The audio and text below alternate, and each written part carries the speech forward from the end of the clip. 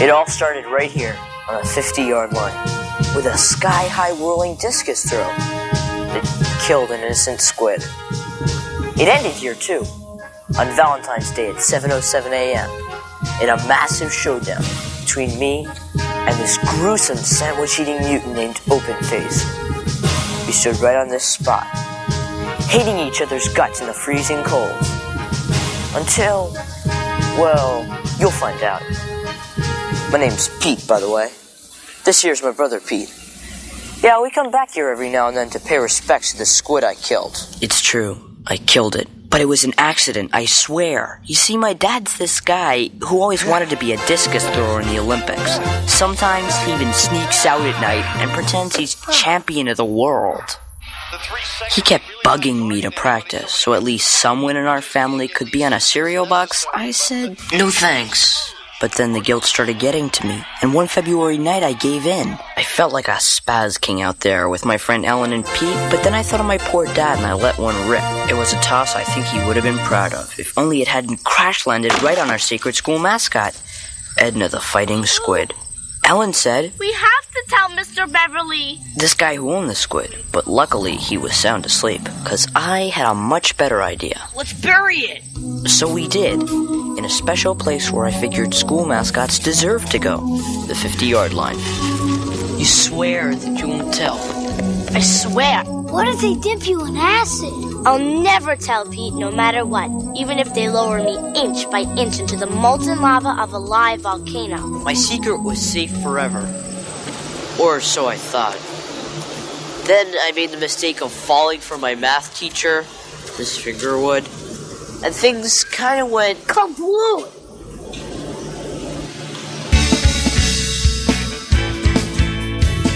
It's mighty strange. You looking at the leading range. I can't settle in bed. Or have you picked your target yet? It's ended. Does your dog bite? It's ended.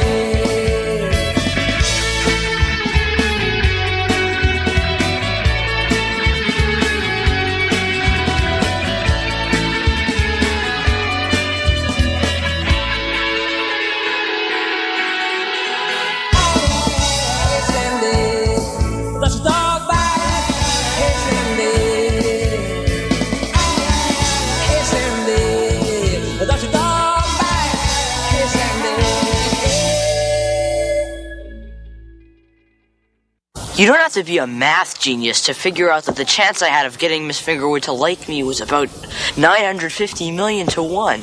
That's her. She's a total maniac about math. But even so, she'd say stuff that just killed me. I'll never forget that Christmas morning. The river was 1.3 miles wide, and there I was, swimming the Australian crawl at a forward acceleration of 0.04 seconds per second. Plus, there was something about the way she drew her twos that I liked a lot. The problem was, I wasn't the only one with Miss Fingerwood on the brain. It turned out that Mr. Beverly, this guy who paints the lines on all the playing fields, he liked her too. Stay off the line! He lived in a shack on the edge of the school grounds and took care of the squid when it was alive.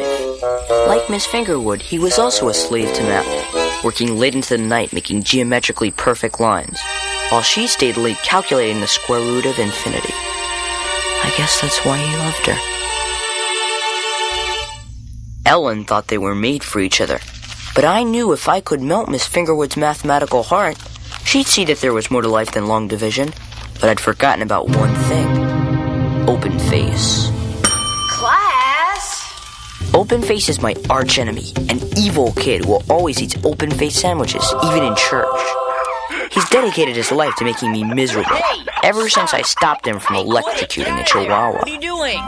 When he realized I had a crush on Miss Fingerwood, his mutant brain began to sizzle like a fried meatloaf, and he hatched a diabolical plan to destroy me and rule the school.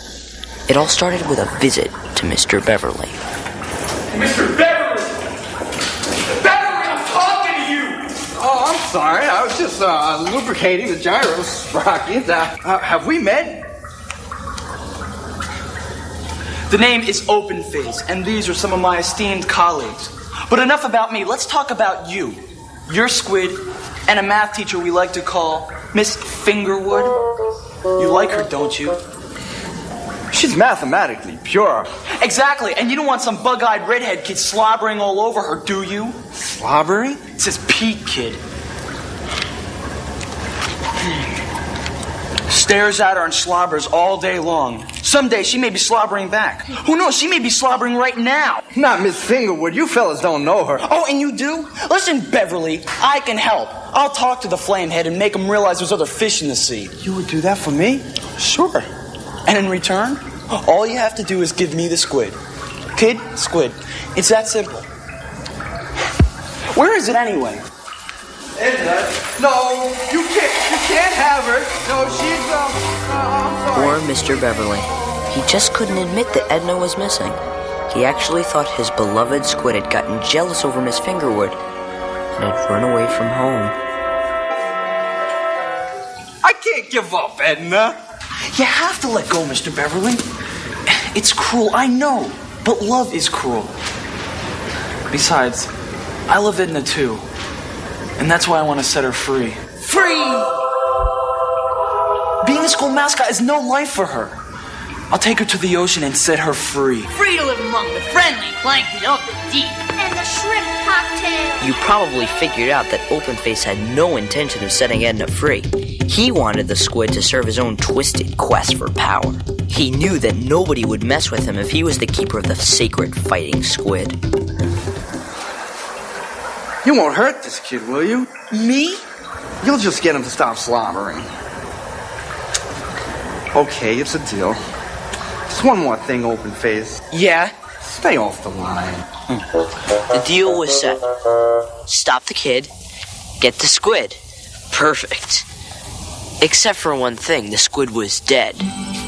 Of course, no one knew that except for us. Mr. Beverly kept hoping and praying that Edna was wiggling her way back home.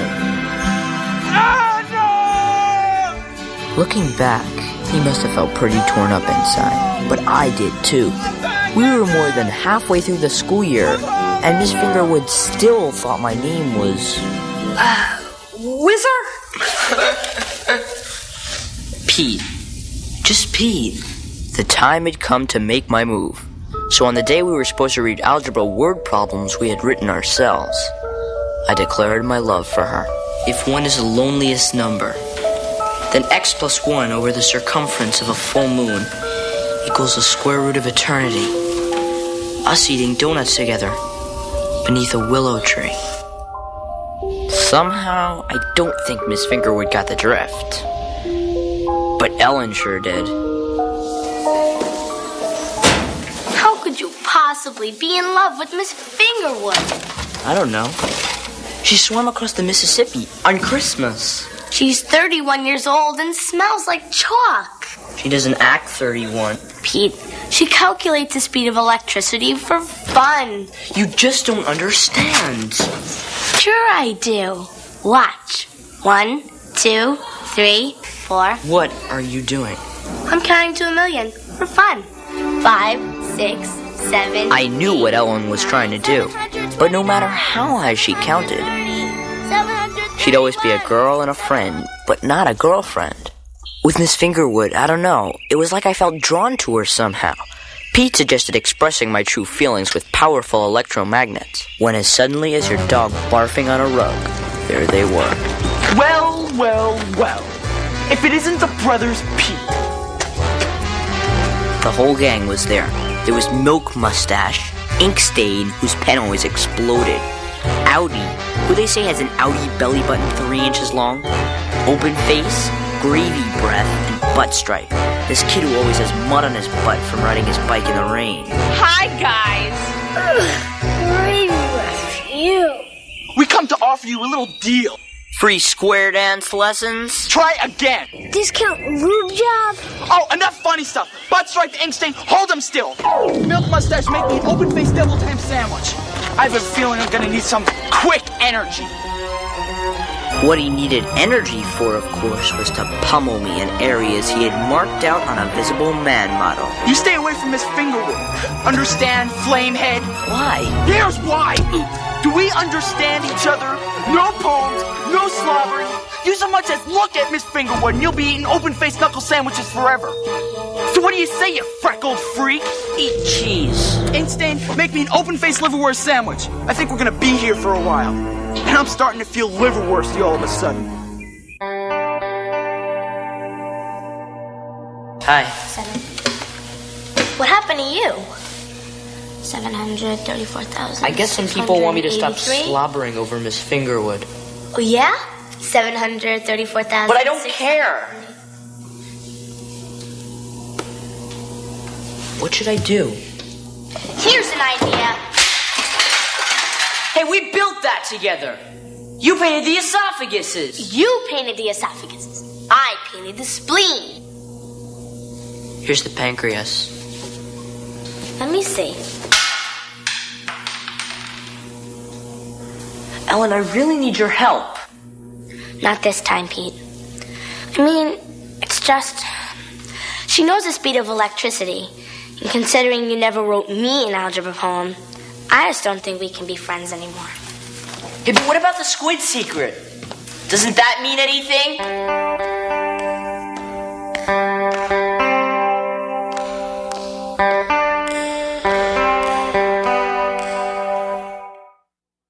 After the big blow-up over Miss Fingerwood, Ellen wouldn't even look at me. I tried catching her eye while we were out in math class calculating the rotation ratio of the solar system, when all of a sudden, Pete! a miracle happened. Pete, what in heaven's sweet name happened to you? You look like you were hit by a 2-ton truck traveling at 7,800 feet per second.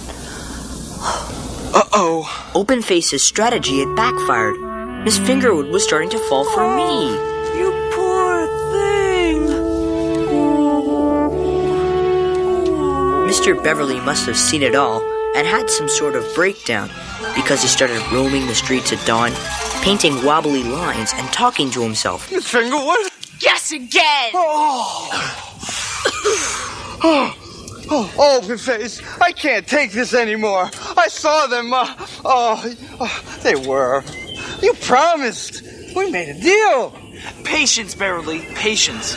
Until the power of the squid is in my possession. I mean, until I can set Edna free. Free! Nothing will stop. Nothing!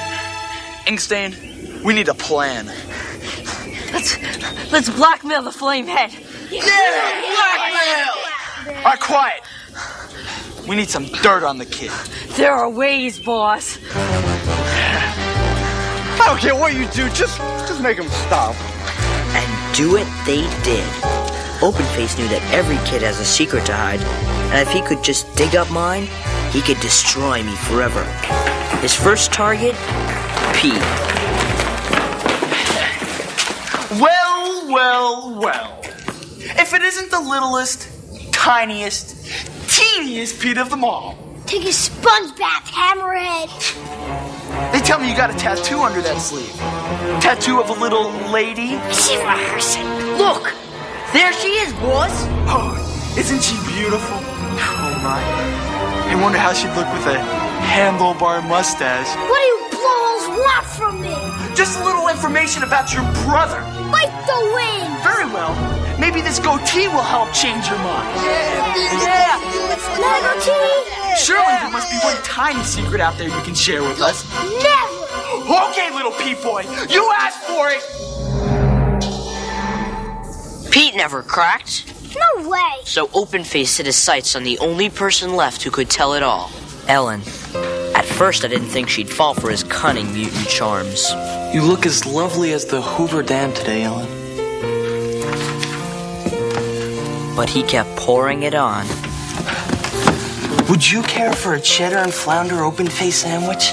No thanks. But I'm melting the cheese with the radiant power of your glowing beauty. Well, thanks. When finally, the impossible happened, and Ellen said yes to a date with the sandwich eater, I told myself it didn't matter. Once I gave my Valentine to Miss Fingerwood, all my troubles would be over.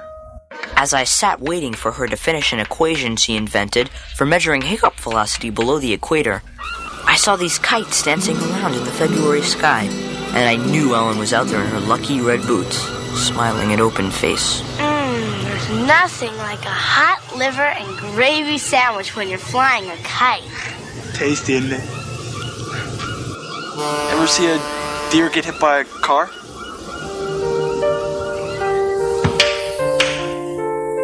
And the best part is, if you take the square root of the difference and subtract the coefficient, you almost always get an integer that's prime. Neat. Where do you buy your shoes? Sometimes, when a kite is pulling really hard, doesn't it seem like it's trying to get free or something? It better not. They cost $6.99 each. I had this dream once. I had dreamed that the area of a circle, instead of being pi r squared, was pi r to the third. Can you believe that? I've never told anyone that. I'm so embarrassed. I dreamed I was a little blue dog once. I've never told anyone this, but I've just got to get it off my face. Just. Well, you don't have to. No. I want to. I don't want there to be any secrets between us. Well, okay. Pete, you said there was something you wanted to show me. Pete? Show you? Oh, it's this new solar-powered calculator I bought. Oh, wow. Rays of light traveling 93 million miles through space just so you can do math. That kind of makes you think, doesn't it? Yeah. And that's what happened. I don't know what to say, Open-Face. I mean, that's a pretty horrible thing to do. Throwing your own uncle out of a plane. He landed on a lake. All right, I know it was a horrible secret, but I'm glad I told you. I am. Now, is there anything you'd like to tell me? Some deep, dark secret nobody knows about? Well, there is this one thing. Something about you and Pete? If you like me, you'll tell me.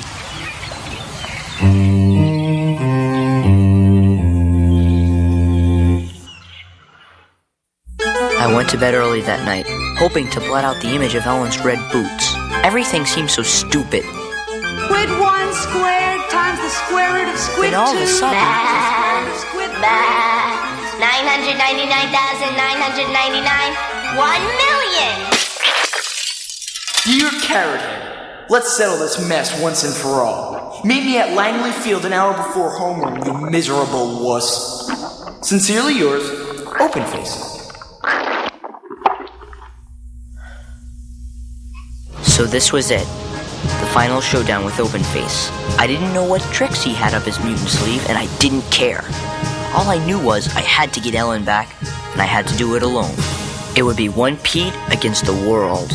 Morning, Carrot Head. Fancy meeting you here. I'd like to introduce you to a friend of mine, Mr. Beverly Pete. And of course you know Miss Fingerwood. Miss Fingerwood, meet everyone's favorite Squidmeister, Mr. Beverly. The pleasure's mine. Eugene, why did you ask me here today? Eugene? Shut up! I called you here this morning because there are a few things I think you'd like to know. Right, Pete? Right.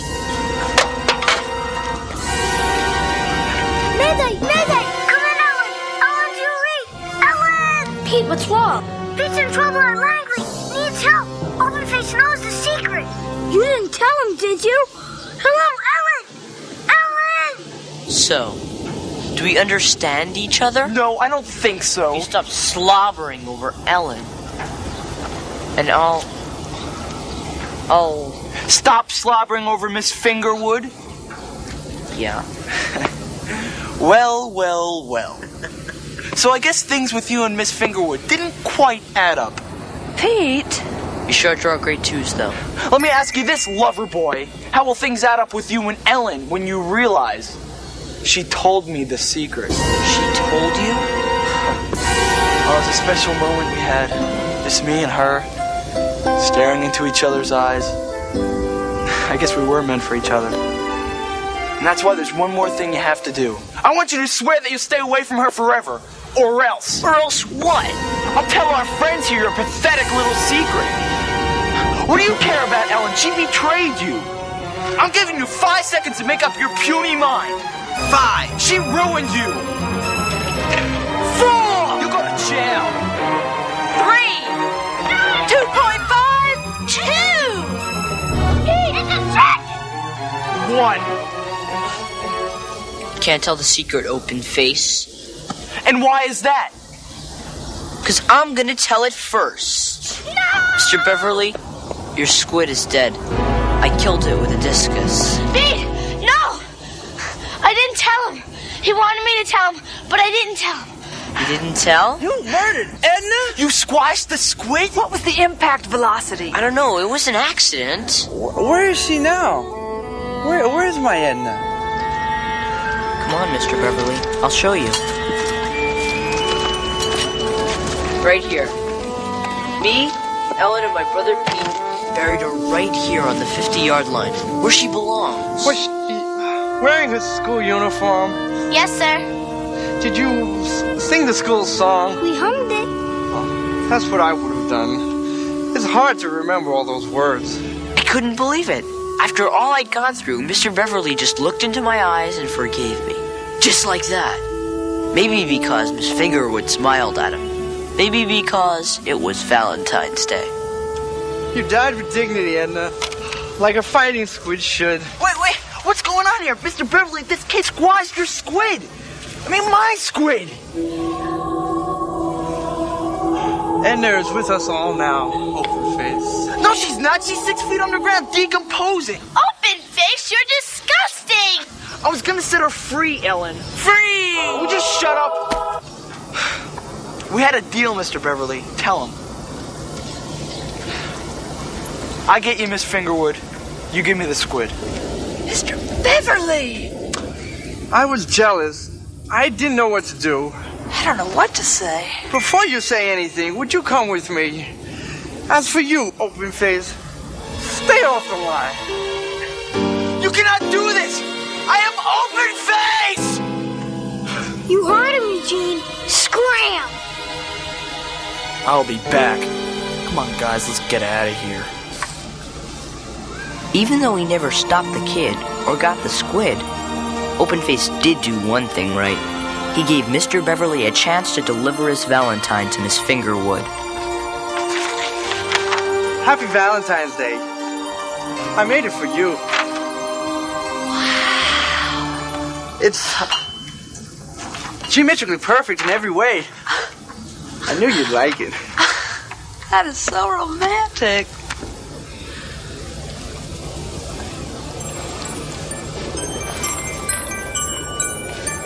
Do you think Mr. Beverly gave her a Valentine? I don't know, but here's one for you. I made it myself. Happy Valentine's Day, Ellen. Thanks, Pete. Beautiful. Well, I guess we don't have our big secret anymore. There'll be other secrets, Pete. I just know there will. Are you crazy, man? You didn't notice her? Well, you must be blind. 'Cause all I do now is think about how she will be mine. I couldn't stand up, I couldn't sit down. One love